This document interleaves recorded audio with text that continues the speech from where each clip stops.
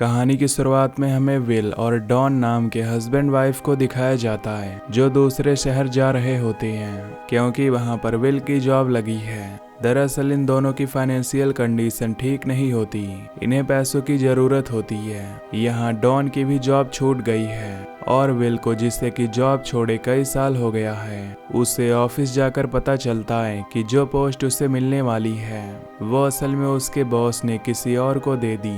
उधर हम डॉन को देखते हैं जो अपने डैड से फोन पर बात कर रही है, जिसमें वो कहती है कि वो उनका कुछ दिनों में रेंट भर देगी जब तक विल की जॉब न लग जाए तो वो उसे पैसे चुका देंगे। लेकिन वो मना कर देते हैं कि उनके पास खुद पैसे नहीं हैं। अब जब विल आता है तो वो अपनी वाइफ से झूठ कह देता है कि उसे जॉब मिल गई है और अगले हफ्ते लेटर आ जाएगा ताकि उसे बुरा ना लगे। उसके बाद वो दोनों अपने घर की ओर निकल जाते हैं, पर बीच रास्ते में उन्हें दो लोग मिलते हैं जिसमें से एक आदमी उनसे लिफ्ट मांग रहा था। ली नाम का आदमी कहता है कि हमारी कार खराब हो गई है, अगर आप हमें आगे तक लिफ्ट दे दें तो आपका बहुत एहसान होगा। वो दोनों मान जाते हैं क्योंकि वो भी उसी तरफ जा रहे थे।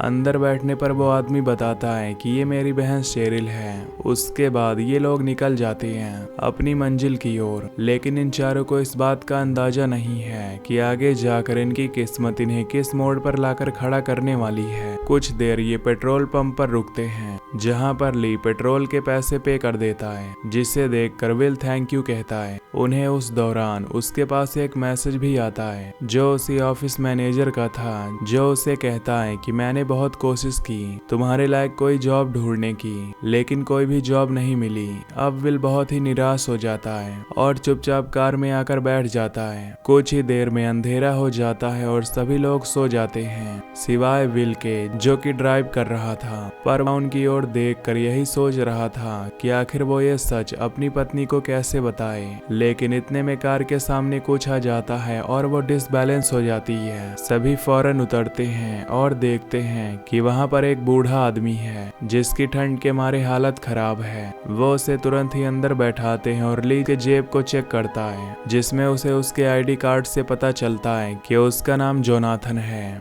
उसे कुछ पैसे भी मिलते हैं जो कि वो विल को दे देता है, लेकिन वो लेने से मना कर देता है। पर शेरिल उन पैसों को ले लेती है, जिसके बाद ये लोग उसे फौरन हॉस्पिटल लेकर जाते हैं। लेकिन बीच में ही शेरिल को पता चलता है कि वो मर चुका है। इसी दौरान उन्हें उन पैसों में एक नोट भी मिलता है जिसमें कुछ नंबर लिखे हुए थे, जिन्हें देखकर ली कहता है कि ये कोई कोऑर्डिनेट हो सकते हैं जो यहीं आसपास के हैं। इतने में बाहर से पुलिस की सायरन की आवाज आती है, जिसके बाद इन चारों को हम पुलिस स्टेशन में देखते हैं जहां पर इनसे पूछताछ की जाती है। तो विल बताता है कि ये हमें रोड के बीच में घायल हालत में मिला और इसीलिए हमने इसकी मदद करने की सोची, लेकिन ये बीच में ही मारा गया।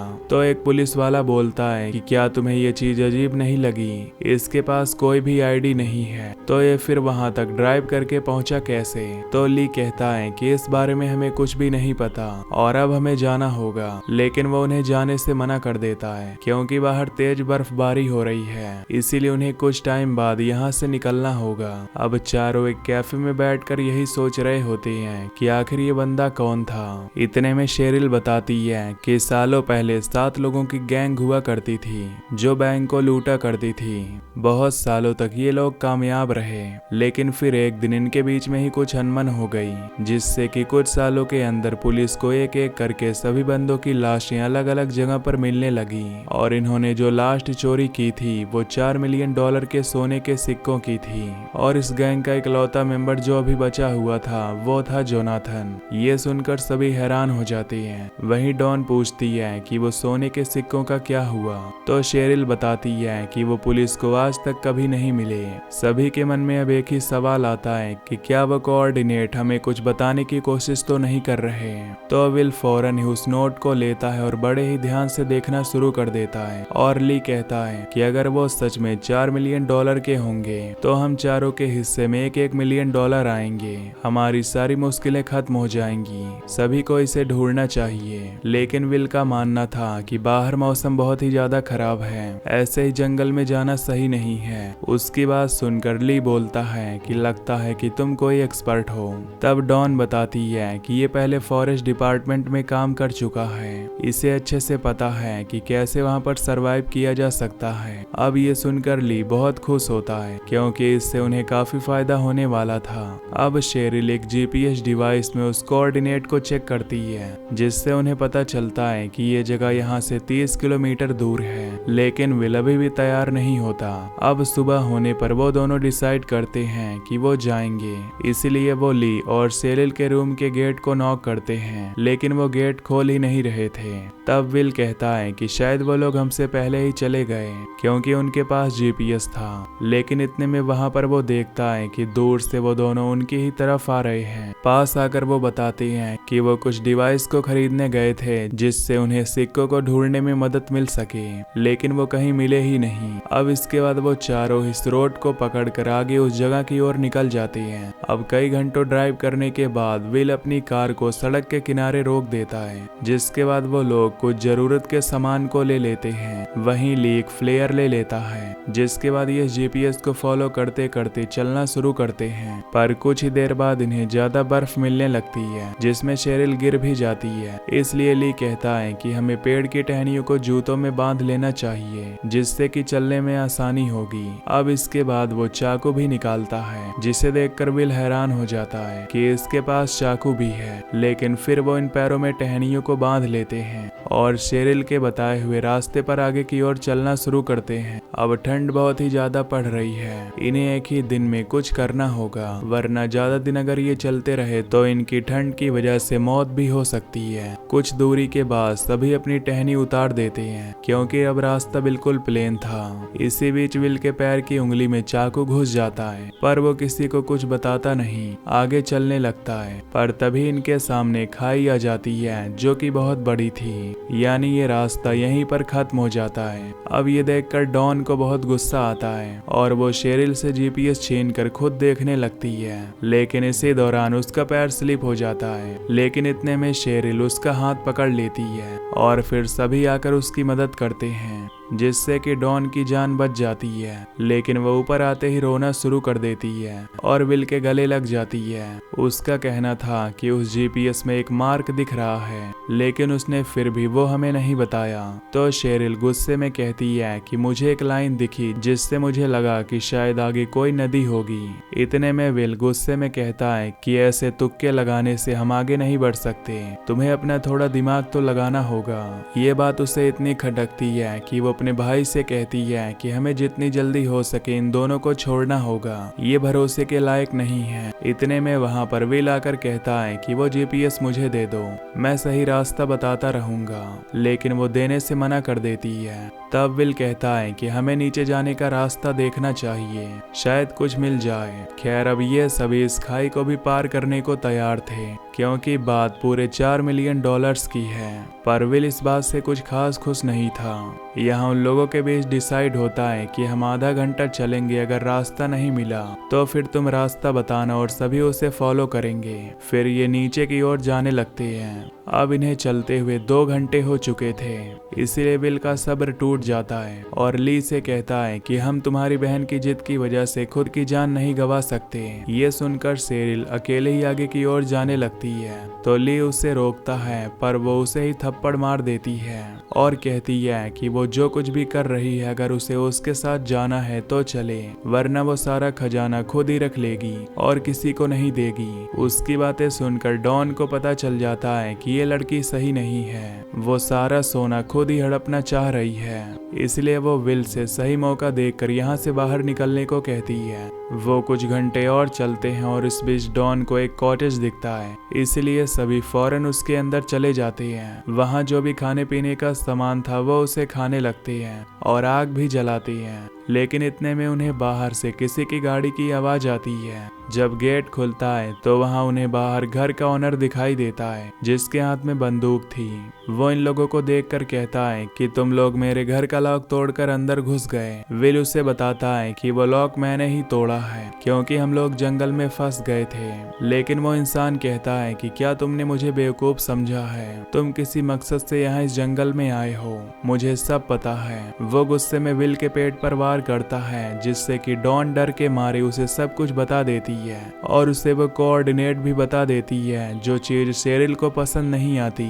इसीलिए वो पीछे से वार करती है लेकिन ली उसे रोक लेता है। वो ओनर कहता है कि ठीक है, तुम लोग इस सोने को ढूंढ कर लाओ मेरे पास, उसके बाद मैं तुम्हें हाईवे तक छोड़ दूंगा। अगर तुमने भागने की कोशिश की तो फिर इसका अंजाम क्या होगा वो तुम अच्छे से जानते हो। ये सुनकर शेरिल को बहुत ज्यादा गुस्सा आता है। वो बाथरूम में चली जाती है जहाँ उस ओनर की ड्रिंक मिलती है जिसमें वो पास में ही रखी चूहे मारने वाली दवा को मिला देती है क्योंकि वो नहीं चाहती कि किसी और को वो सोना मिले और पहले से इसमें 4 हिस्सेदार मौजूद हैं। अब सभी बाहर आ जाते हैं और फिर एक रस्सी की मदद से उस चट्टान के नीचे उतरते हैं। हालांकि इसमें डॉन को डर लगता है लेकिन वो फिर भी कर लेती है। उसके बाद ये लोग चलना शुरू करते हैं लेकिन बीच में ही शेरिल बेहोश हो जाती है। विल बताता है कि इसका शरीर ठंडा हो चुका है इसलिए ये थोड़ी सी गर्मी करने के लिए वहां पर लग जाते हैं, जिसके बाद एक एक करके सभी उसके अंदर सो जाते हैं। अब सुबह जब विल उठता है तो देखता है कि उसका पैर अब हिल भी नहीं रहा। दरअसल उसे फ्रस्ट बाइट हो गया होता है इसलिए वो आगे जाने से मना कर देता है, जिस चीज को सुनकर ली कहता है कि अब तुम उस चट्टान पर चढ़ नहीं पाओगे, इसीलिए बेहतर है कि हमारे साथ ही चलो। पर विल नहीं जाना चाहता। उसकी बातें सुनकर शेरिल कहती है कि ठीक है, फिर हम दोनों ही आगे बढ़ रहे हैं, जो कुछ भी मिलेगा आपस में हम बांट लेंगे। अब उसकी बातों को सुनकर डॉन विल को मनाना शुरू कर देती है कि हमारे पास यही एक मौका है। तो विल कहता है कि अगर वहाँ कुछ नहीं मिला तो उसके बाद वो किसी काम का भी नहीं बचेगा। लेकिन डॉन इरिटेट हो जाती है क्योंकि उसके दिमाग में ये था कि अब वो दोनों उस पूरे सोने को रख लेंगे, इसलिए वो विल के ऊपर चिल्लाने लगती है और कहती है कि तुम ऐसे ही हमेशा हर काम में पीछे रहते हो, इसीलिए आज तक तुम कुछ भी नहीं कर पाए। जिस घर में हम रहते हैं वो मैंने खरीदा नहीं है, बल्कि मैं उसके बदले में अपने डैड को हर महीने रेंट देती हूँ क्योंकि अभी भी तुमने कुछ नहीं किया है। मैं पीछे नहीं जा सकती। लेकिन विल अब आगे जाने को तैयार नहीं है, इसलिए डॉन उसे अकेले ही छोड़कर उन दोनों के पीछे चली जाती है। अपने पीछे आते डॉन को देखकर शेरिल गुस्से में आ जाती है और तेज तेज चलने लगती है, यानी कि ये चारों एक दूसरे को पसंद नहीं करते, बस किसी तरह एक साथ हैं। अब बीच में उन्हें एक जमी हुई लेक मिलती है जिसके ऊपर से इन्हें चलकर जाना था।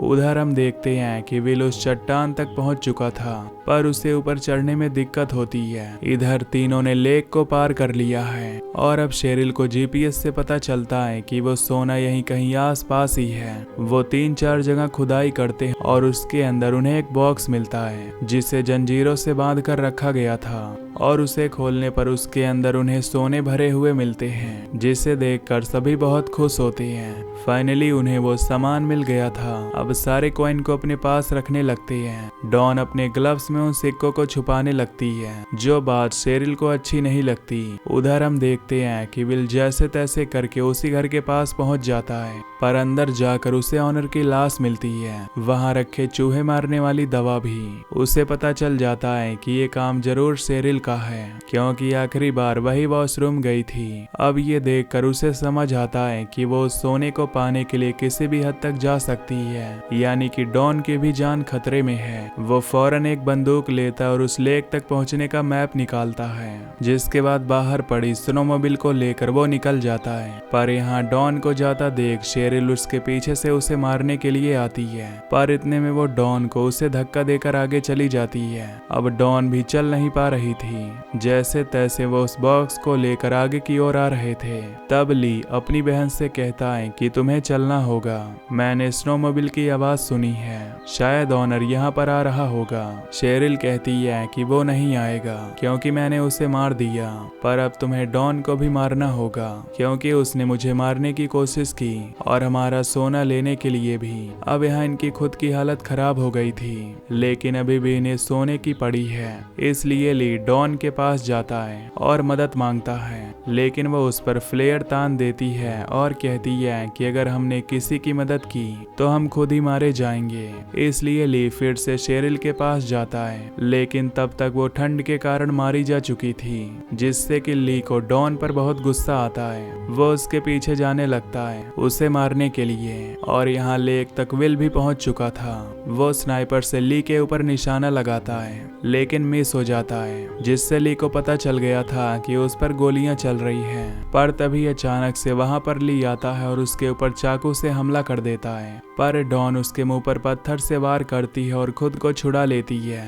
लेकिन फिर भी ली उसका पीछा नहीं छोड़ता और उसका पैर पकड़ लेता है, जिससे कि डॉन उसे लात मारती है और वो जाकर पानी में एक पत्थर पर टकरा जाता है, जिससे उसकी वहीं पर मौत हो जाती है। उधर विल जो चट्टान से नीचे आने की कोशिश में लगा था कि तभी उसकी रस्सी टूट जाती है और वो सीधा नीचे आकर गिरता है। यहाँ डॉन भी अब उस लेक के ऊपर फिर से आ गई थी, पर अब उसमें आगे जाने की ताकत नहीं है, इसलिए वो वहीं पर गिर जाती है। लेकिन उसने आखिरी समय पर फ्लेयर चला दिया था, जिससे कि लोकेशन पुलिस को मिल जाती है। अब जब कुछ दिन बाद विल की आंख खुलती है तो वो हॉस्पिटल में होता है। उसके सामने वही लेडी ऑफिसर होती है जो उन्हें पहले भी मिली थी। विल उससे पहला सवाल यही पूछता है कि उसकी वाइफ कहाँ है, तो वो बताती है कि उस हादसे में वो मारी गई और आप लोग वहाँ क्यों गए थे। तो विल कहता है कि हम वहाँ सोना ढूंढने गए थे, क्या आपको वो सोने का बॉक्स मिला।